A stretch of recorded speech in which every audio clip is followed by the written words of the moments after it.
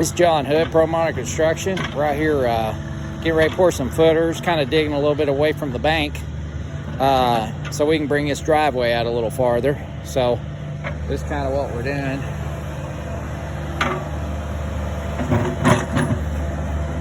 Got them out here kind of digging part of this bank out of here, and it's very rocky.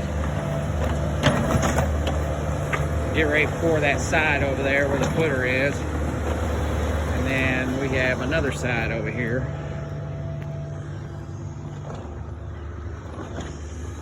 Kind of a cloudy day up here in Gatlinburg. So we've got this other side over here we got to pour.